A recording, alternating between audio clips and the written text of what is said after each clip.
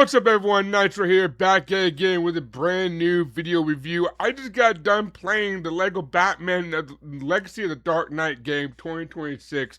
This game came out about 3 weeks ago, and man, I had a blast with this game. Now first, this is the first LEGO Batman game I've played. Everything that I saw from the game, I just really wanted to get it. I just really want to play it. Now, if you don't know, Legacy of the Dark Knight is, it's in the title. It's about the legacy of Batman being the Dark Knight. More specifically, it's all the Batman movies let's together in a Frankenstein-style story. The way they do it, it's a really good story. I think they do a lot of good callback and a lot of good references to not only Batman, but just tons of different media in the game. All the Batman movies, basically, all the live-action movies. There is a couple nods and references to the animated stuff. You got Adam West in there, you got Brave and the Bold, etc. But yeah, tons of Batman stuff in this game if you're a huge Batman fan. Again, I really enjoyed it. A lot of people compare this game to like LEGO Batman 2. Again, I've not played a LEGO Batman game. I'm going to play them all. This game definitely made me really want to play and run through all the other LEGO Batman games. So that's definitely on my to-do list, is to play LEGO Batman 1 to 3 and enjoy those games and see how they are. I heard LEGO Batman 3 is more like a Justice League game instead of a Batman game, but it still has Batman in the title. But again, I'm just rambling at this point. Legacy of the Dark Knight, man, what a game, what a gem. It was funny from start to finish. It crammed a lot of references in this game, and that's a good thing. LEGO games has always had those funny jabs, those quick references, and the crypts when it came to the storytelling of those LEGO games. I will say my first LEGO game I ever played was the LEGO Star Wars game back when I was a kid. And I played a little bit of Skywalker Saga. I'll probably do a playthrough on that eventually. But yeah, I just really enjoyed Legacy of the Dark Knight. If you don't know, this game is co-made and co-produced by the team over at Rocksteady. Rocksteady is back yet again in the form of this game. They bring the Arkham combat mechanics over from the Batman Arkham games, which is an amazing trilogy. Yeah, they bring the Arkham mechanics over to Legacy of the Dark Knight. It literally feels like you're playing a miniature version of Batman Arkham, but in Lego form, which it's probably my favorite part about this game. The combat is absolutely phenomenal, but yeah, yet again, you're going to expect that from Rocksteady. Rocksteady is known for amazing combat in a third-person action superhero game. There is a new Batman, a new Bruce Wayne in this game, voiced by Say Matheson. I think Say Matheson did a really good job for what the script and what they give him, but he did sound like a menacing type of Batman, so that's good. A lot of people, were comparing this Batman voice to the previous Batmans. Obviously, Kevin Conroy being the most famous Batman of them all that recently passed about last year. But yeah, even though this is a game that doesn't have Kevin Conroy in it, Say Matheson does do a phenomenal job helming the role of the Dark Knight, helming the Batman voice. So I think he did a really good job for what they gave him overall. But yeah, this game, it starts off with Batman Begins, goes straight into the Batman, and then it goes into the animated series, and then the Bale movies, and it has a nice tie-in with all the movies, and just the sequences of how one character goes from point A to point B. Example, how the Joker, because the Joker throughout the movies has been played by various actors, just like the Batman and the Batman movies. But yeah, it's cool how they went from the Nicholson Joker straight into the Heath Ledger Joker. I kind of risk somewhere in this game they had Mark Hamill's Joker, because if you don't know, Mark Hamill was the Joker in the Arkham games. Well, besides Origins, that was Troy Baker. But Arkham Asylum, City, and Night, that was Hamill. And I feel like I feel like they sort of just done a nod to the Hamill Joker, but I don't know how much you can, do a nod to the Hamill Joker without having Mark Hamill be the voice of the Joker himself. I still think to this day, Mark Hamill is just my favorite Joker that has played the Clown Prince of Crime. But again, this is not a video rambling and ranting about Mark Hamill playing the Joker. Again, this is Legacy of the Dark Knight. But yeah, it's a good intro section where you play as Bruce Wayne and Talia, and you do your training grounds against, or training grounds with and also against Ra's al Ghul. Just like how Batman begins, Talia, she comes back later on in the game. That was a really good section of the game. I thought it was nice seeing the quick origins of Batman and stuff. It's like a 3-hour prologue to the game. Not that long, but again, it's a nice prologue section to the game. I really enjoyed it. The game looks absolutely beautiful for a LEGO game. It looks breathtaking. It looks really good for a LEGO game. Now, LEGO games over the years, they've gotten really good. They got where they look amazing, phenomenal, fully voice acted. This is no different. This game is fully voice acted, again, with the new combat system. Takes place majority in the open world of Gotham. That's why a lot of people compare this to LEGO Batman 2, because LEGO Batman 2 took place in the open world of Gotham. Besides Legacy of the Dark Knight, LEGO Batman 2 is like the only open world game that they have in the LEGO Batman franchise. Not to say that LEGO Batman 3 is an open world, but they have like open world hub areas in LEGO Batman 3, as of my knowledge. But yeah, you have the entire majority of Gotham at your hands in this game. There is a couple places that you can't really go in. You can't go inside GCPD, which is kind of dumb in my opinion.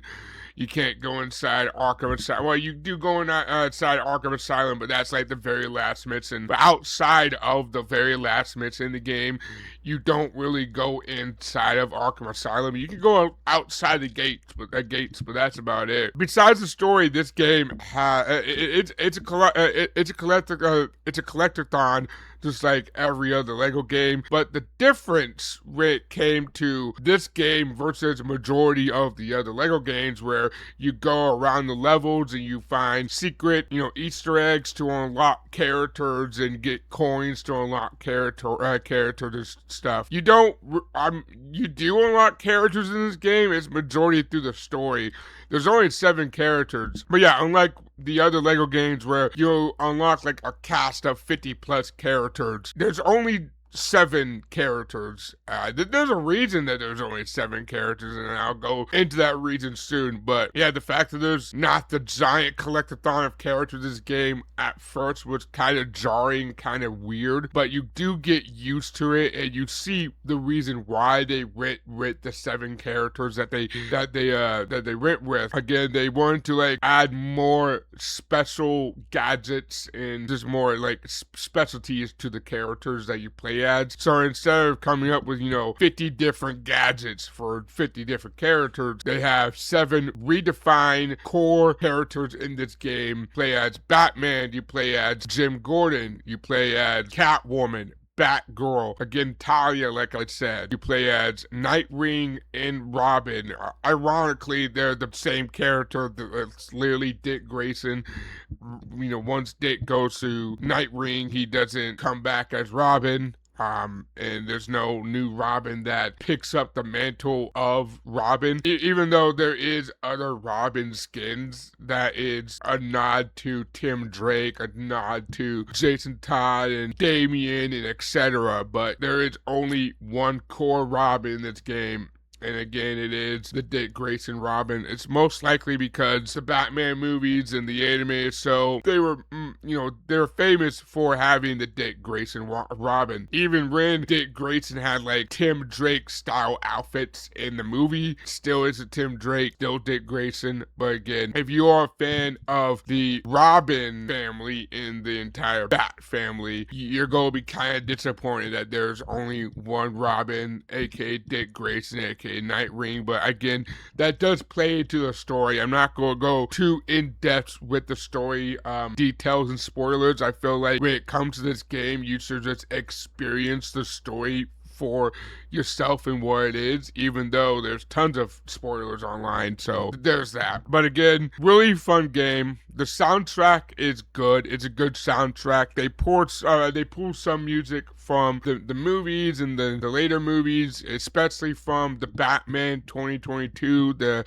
Robert Pattinson Batman. There's an entire scene basically cut straight from that movie onto this game with that music from the movie. Granted, when they do the cutscene in the game, it's more comedic. Like they have a toy duck in the cutscene, and there's toy ducks everywhere in this game. Again, it's a LEGO game. They have funny jokes. But yeah, there's toy ducks everywhere in this game. But when they do show up, they're funny. They're a good laugh. I think the rest of the cast did a good job. You had young Bruce Wayne, played by Dylan Toro. Alfred Pennyworth, played by Harry Myers. Jim Gordon was Colin McFarlane, and so on and so on. But I just think the way they wrapped all the stories from all the movies together was very clever, was very unique, and it was just a fun and enjoyable time. And that's the thing I could say the best about this game. It was just a really fun and enjoyable time. I had a blast with this game. I was laughing the entire time. Even towards the end of the game, like on the final mission, I was laughing my ass off. So yeah, that's always a good sign to laugh at a good comedy game like a LEGO Batman game. There is now I did say, besides the collectibles and stuff, this game is still a collectathon of a game. You're just not collecting the characters, but there is collectible trophies and collectible wall murals in the Batcave. You can also collect all the Batmobiles and tons of suits. There's like 100 suits you can collect in the game. 100 Batman suits. There's a couple more, other heroes that are not Batman specific, but still there is tons of stuff to collect in this game that isn't the characters. And when it comes to those collectathons, you're gonna be doing side objectives and side quests, like you're gonna be collecting your red bricks for the different color schemes throughout this game. You got your gold bricks for the skill point. You got rain tech catches. You got stud catches and cases. I honestly got the stud cases mixed up with the rain tech cases along this game. You got you got Riddler and Clue Master puzzles. You got AR trials and AR combat stuff. You got races and combat trials. You got a lot of stuff to do in this game. It's a packed open world. I will say there is Ubisoft Towers, so if you're a fan, if you're a person that's not a fan of Ubisoft Towers, be aware there is Ubisoft Towers. My dumbass didn't find out about the Ubisoft Towers within like 10 hours of the game. I was like almost done with the game, and then I was like, oh wait, there's Ubisoft Towers in this game? They do make finding all the collectible activities a lot easier on your mini map and stuff. I just never realized that there were Ubisoft Towers in this game. You can go collect gray ghost sightings. There's tons of stuff. There's tons of collectible stuff in this game. There's Batman. There's Batcave trophies. You can go collect Batcave trophies. If you complete certain objectives, like an example, if you complete all the combat and race trials, and you get gold. If you get gold on all the combat trials and racing trials, you get like a bat trophy for the bat cave. And there's just different variety and variation of color bat trophies that you can go out and grind for to collect in your bat cave. So that's pretty cool. Tons of stuff. The map is literally littered with tons of side activities. So if you are a fan of doing the side activities and collecting everything in a open world game, then you're definitely going to be a fan of LEGO Batman Legacy of the Dark Knight. They have something for everybody. I will say I'm not a fan of Riddler puzzles. I'm not a fan of puzzles at all when it comes to games, and video games, especially single player action adventure games, love their puzzles. I'm terrible at puzzles, but yeah, there is tons of puzzles in this game. There are not as many Riddler puzzles that there were in the Batman Arkham games. I think at one point, one of the Batman Arkham games had like 400 something Riddler puzzles to do, which is absolutely insane in my opinion. So it's nice to know that there is a calm collective 200 or so Riddler puzzles, maybe a little bit less, maybe like 130. But again, compare this game to the Arkham series, there's not as much Riddler puzzles as there was in the Arkham games. There is also, when it comes to collecting the bat suits, you can also get a an $80 gold Batman if you bought a $80 Batman Lego Buildable.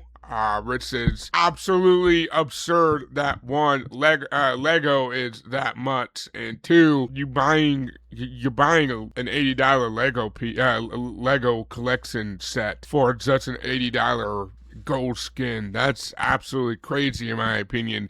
But again, I mean, I'd say $80 is too much for Lego, but there is Lego sets that are like $700. That's insane. $700 for a Lego set, that's crazy. You can basically buy a console in the inflation market for $700. But, you know, instead of buying a console, you can buy a $700 Lego set. Again, I would never spend $700 on a Lego set. But again, we're all crazy for Lego. We're basically all grown-up big kids. And, you know, the 97 generation and onwards, if you grew up with Lego, you're probably still building and playing with Lego now. Lego is basically for everybody. It's, at this point, I think it's like 1 through 100. Like, the Lego company tries to make something for everybody because they all know every human, or majority of every human, is a fan of Lego in some form factor or another.